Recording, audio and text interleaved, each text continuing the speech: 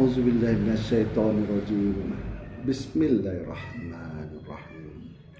Allahumma sholli ala Sayyidina Muhammad wa ala ali Sayyidina Muhammad.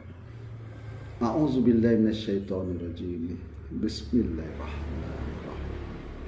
Rabbi sadri wa yassirli amri wahlul 'uqdatam min lisani yafqahu qawli. La hawla wala quwwata illa billahi aliyil azim. Assalamualaikum warahmatullahi wabarakatuh. Sahabat-sahabatku, saudaraku dimanapun Anda berada. Senang lagi rasanya berjumpa lagi kita ya. Walaupun kita berjumpa melalui media sosial ini, saya mengunjungi sahabat-sahabatku, saudaraku dimanapun Anda berada. Nah, dalam rangka kita meningkatkan keimanan ini dan dalam memahami agama Islam ini yang disampaikan oleh Nabi kita, Rasul kita, Nabi Muhammad SAW yang sudah dicontohkan. Nah, untuk meraih husnul khotimah, mendapatkan rahmat redha Allah. Nah, di hari-hari kita ingin sekali kita itu masuk ke surganya Allah, dimasukkan ke dalam golongan orang-orang yang husnul khotimah, mendapatkan rahmat redha Allah. Tentulah ada jalannya. Seperti sahabatku ingin ke pasar, banyak jalan yang bisa sahabat tempuh. Tentu sahabat ingin jalan yang terpendek, yang tersingkat, yang bisa mencapai daripada pasar tersebut. Bukan jalan yang berliku-liku, yang meletihkan dan melelahkan. Nah, jadi di sini sahabat-sahabatku, saudaraku dimanapun Anda berada, hari ini kita akan melakukan kajian di surat Ar-Ra'd ayat 28. Nah, kita melakukan kajian di surat Ar-Ra'd ayat 28. Di sini yang kita bacakan terjemahannya, yaitu orang-orang yang beriman dan hati mereka menjadi tentram dengan mengingat Allah. Ingatlah, hanya dengan mengingat Allah lah hati menjadi tentram. Nah, kita ini dalam menjalankan kehidupan sehari-hari, dalam menjalani kehidupan ini, kadang-kadang pikiran kita ini merasa was-was. Cukup enggak kita untuk makan hari ini dengan gaji yang seadanya, ya mustahil untuk mencukupi untuk semua. Galau, risau, kan? Kadang-kadang juga kita berpikir, gimana penyakitku ini? Kok tidak sembuh-sembuh? Sudah berobat ke sana kemari, tidak juga sembuh. Akhirnya pikiran itu juga kacau. Nah, atau saudara mendapat kesuksesan, harta yang melimpah, kedudukan yang baik di perusahaan atau di pemerintahan. Akhirnya saudara sombong, angkuh. Nah, jadi saudara merasa orang lain itu kecil, karena saudara merasa yang paling beruntung. Jadi tanpa ada orang yang miskin, saudara bukan disebut orang kaya. Tanpa orang kaya, saudara bukan disebut orang miskin. Jadi kedua ini saling melengkapi, saling membutuhkan. Nah, kalau hati kita ini kadang-kadang kacau, galau, ya kan, karena bisikan-bisikan setan, ya kan, akhirnya kita mencari jalan solusinya. Bagaimana? Ada yang pergi ke pantai. Aku mau ke pantai dulu, biar tenang dulu hati aku dulu. Biar tenang dulu hati aku dulu. Nah, duduk di pantai, memandang laut, ya kan, memandang kapal-kapal lalu lalang, memandang orang yang sedang berjualan berlalu lalang. Hati saudara jadi tentram sesuai dengan keinginan saudara. Sudah dapat saudara raih, tapi itu ketenangan sesaat. Setelah saudara pulang dari pantai tersebut ke rumah, kembali lagi persoalan itu yang saudara galaukan tadi, yang jadi beban pikiran saudara tadi.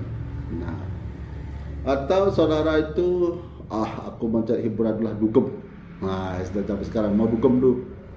Tang tang dung dung tang pang tang dung dung dung dung, beriang-riang situ kan.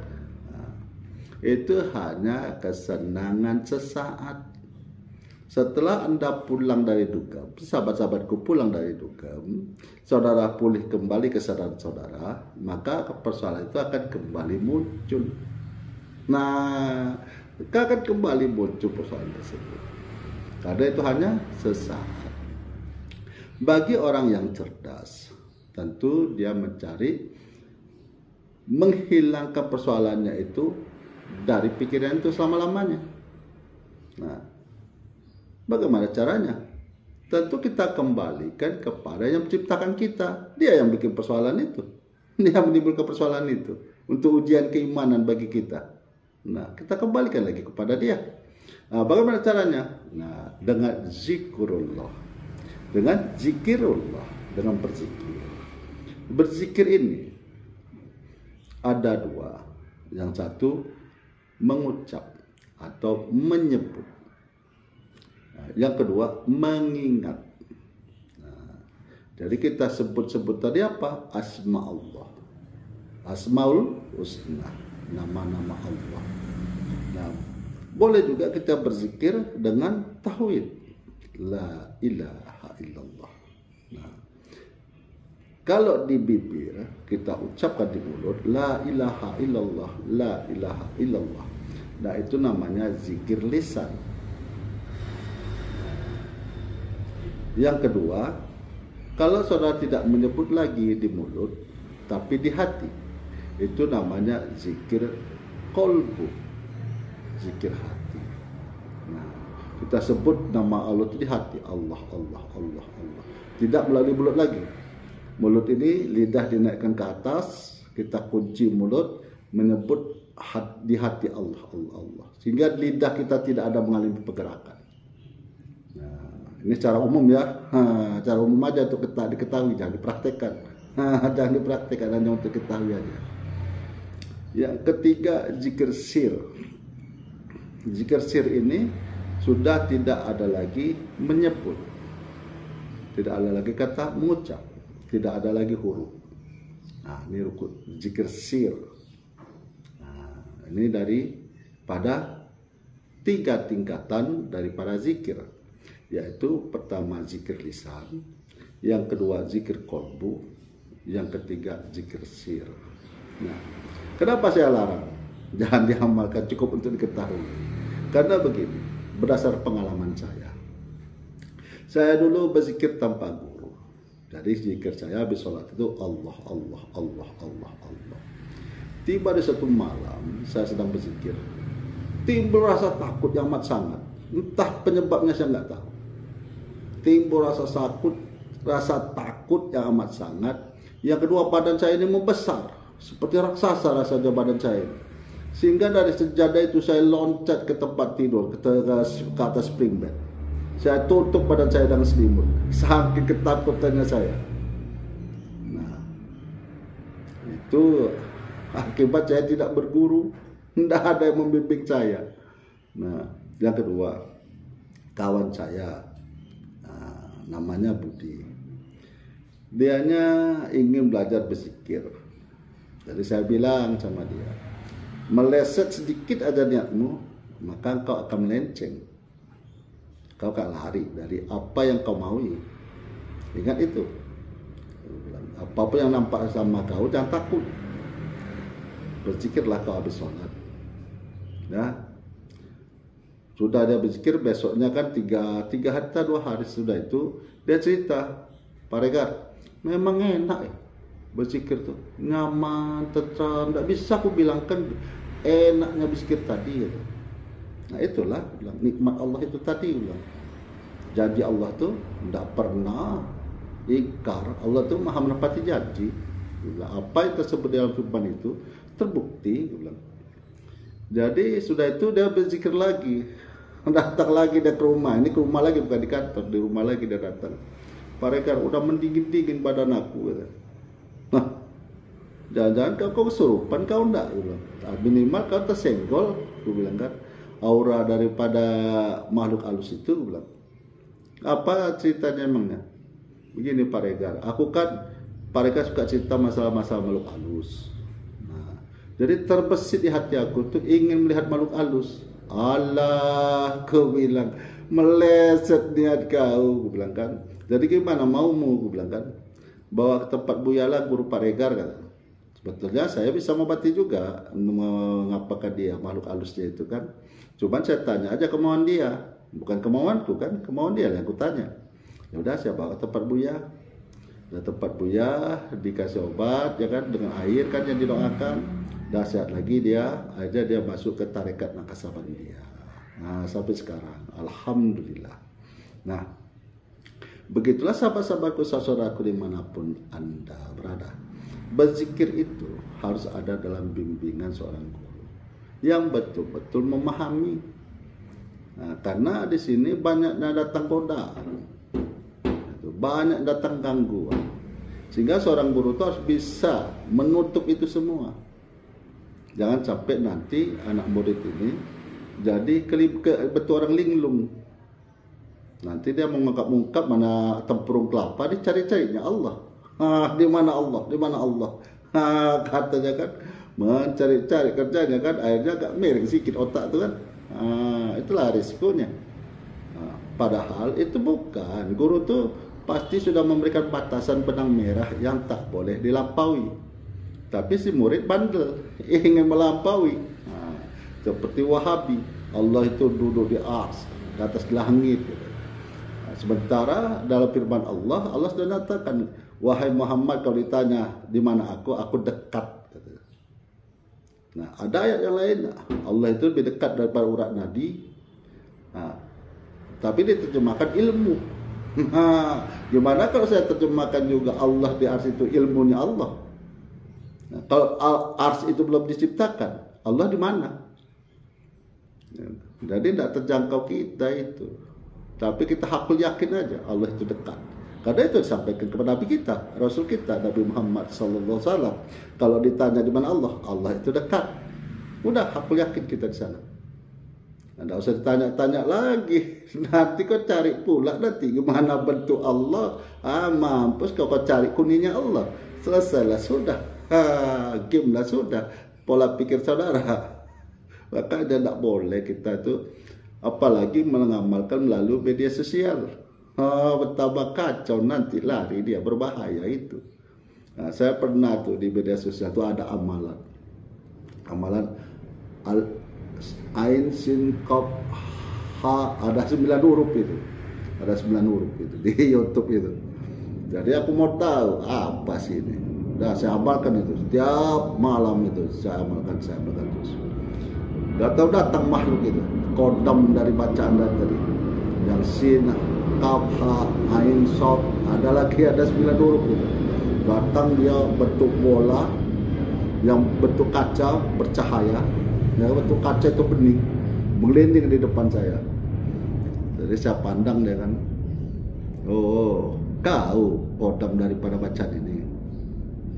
Tidak ada suara, tidak ada sautan. Oh kau kayak gitu, aku tidak ada hajat padamu. Tiada hajatku untukmu. Pergi. Udah, pergi lagi dia. Nah, udah tahu saya rahasianya. Oh ini kodamnya. Nah, itu semua bukan karena saya tak punya ilmu. Semua itu semata-mata karena Allah. Makanya tempat kita memohon, tempat kita berlindung hanya kepada Allah. Tak ada perlindungan sebaik-baiknya, hanya perlindungan kepada Allah. Saudara pasang jimat, pakai cincin, ilmu kebal. Tidak ada ilmu kebal itu. Karena belum tiba saatnya ajal saudara.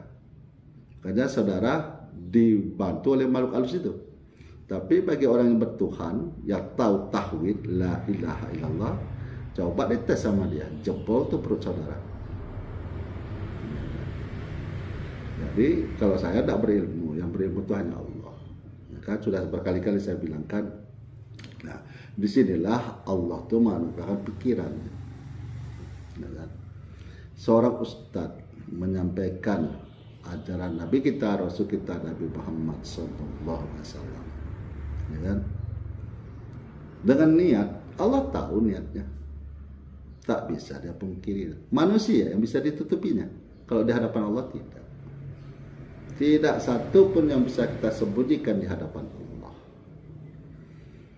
Bagaimana seorang ustadz meninggalkan istrinya yang memberikan amanah, kepercayaan terhadap dia, karena dia sudah sukses dengan senang hati dia zolimi istrinya, dia tinggalkan demi perempuan idaman lain.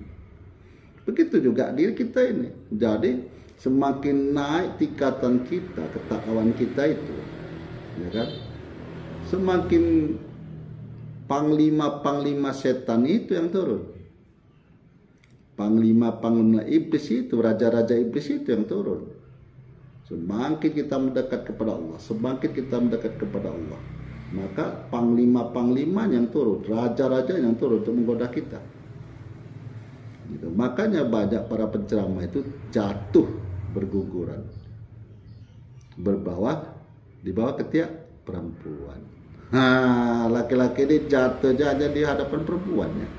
Kalau digoda masa harta mungkin kuat dia, digoda dengan jabatan masih kuat dia. Gitu disodorkan ke perempuan, pung, sudah jatuh dia.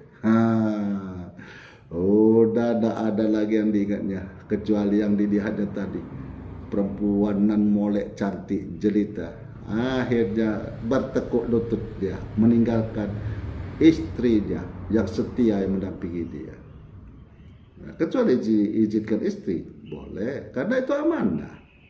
Dia mau menikah sama kita karena dia percaya, amanah dia, menyerahkan hidup dia, mendampingi kita. Serta kita pukuli, seenaknya aja memukul dia kan. Jadi begitu sahabat-sahabatku, saudaraku, kita ini umat Nabi Muhammad SAW. Tentulah yang kita contoh adalah Nabi kita, Rasul kita, Nabi Muhammad SAW. Baik dalam kehidupan berumah tangga maupun dalam kehidupan mencari rezeki, maupun hubungan kita sesama manusia ataupun hubungan kita kepada Allah. Sudah Nabi contohkan. Tapi kita hanya pandai membaca. Pandai membaca apa yang di buku itulah dia bacanya kan. Ya apa yang dikarangnya, ya apa yang ditulis orang itulah yang sudah sebelum itu kan, tanpa pemahaman sedikit pun. Makanya setan itu mengatakan, aku takut sama orang yang tidur ini, orang alim yang berilmu. Nah, ilmu yang dimaksud setan tadi, ilmu yang mana? Atau ilmu orang zaman sekarang ini, yang di zaman now ini? Bukan. Ilmu orang zaman sekarang ini hanya ilmu bacaan. Apa yang dia bacanya, itu yang disampaikan. Paham apa yang dibacanya? Paham apa yang dibacanya? Wallahu a'lam. Allah Maha mengetahui. Jadi begitu sahabat-sahabatku, saudaraku dimanapun Anda berada. Jadi dengan ketentraman hati kita ini dengan zikir Allah. Zikir itu mempunyai arti atau bermakna, satu, mengingat Allah. Yang kedua, menyebut-nyebut asmaul husna atau menyebut tauhid la ilaha illallah. Nah, jadi itulah menyebabkan kita tuh hati jadi tentram. Sirna yang jadi persoalan kita tadi. Karena yang membuatkan datangnya persoalan tadi Allah. Untuk menguji keimanan, tentu kita kembalikan lagi kepada Allah. Biarlah Allah menyelesaikan. Kalau kita, mana ada daya kita untuk menyelesaikan itu. Tidak ada daya kita, tidak ada kekuatan kita untuk itu. Sesuai dengan ucapan la hawla wala quwata illa billahil azim. Akhirul dakwah alhamdulillahirabbil alamin. Dan bagi sahabat-sahabatku, saudaraku dimanapun Anda berada, semoga Allah memberikan petunjuknya, memberikan hidayahnya ke jalan yang lurus, ke jalan yang dirahmati dan diridhoi Allah. Dan sahabat-sahabatku, saudara, dijauhkan daripada jalan-jalan yang dimurkai dan disesatkan oleh Allah. Sahabat-sahabatku, saudaraku, yang dalam keadaan sakit, marilah kita bersama-sama mendoakan sahabat-sahabat kita, saudara kita. Semoga Allah mengangkat penyakitnya, memulihkan kesehatannya, beraktivitas sebagaimana mestinya. Dan sahabat-sahabatku tetap berpegang teguh untuk mencari rezeki yang halal dan menjauhi mencari rezeki yang haram. Jangan lupa untuk memperbaiki sholat. Jangan lupa untuk memperbaiki sholat, sehingga hendaklah kita mendapatkan sholat yang khusyuk. Andai kata sahabat-sahabatku, saudaraku ada di dekat saya mau ajari bagaimana supaya dapatnya sholat yang khusyuk. Nah, tapi nanti kalau saudara nanti ada penolakan dari batin saudara, saya suruh cari guru lain. Karena kakak saya almarhum seperti itu. Dia datang ke rumah saya 3 minggu saya ajari, 2 hari saya ajari, di 1 hari 1 malam saya ajari. Tapi terasa adanya menolak batinnya. Saya bilang sama kakak saya, walaupun kakak kandung saya bilang, udahlah kak, gak usah belajar sama saya aja lah kak, sama orang lain aja lah, cari ustadz yang lain, jangan sama saya, karena batin menolak. Kakak saya tuh. Nah, jadi di sini sahabat-sahabatku, saudaraku, ilmu hakul yakin kepada Allah. Nah, akhirul kalam saya akhiri dengan Assalamualaikum warahmatullahi wabarakatuh.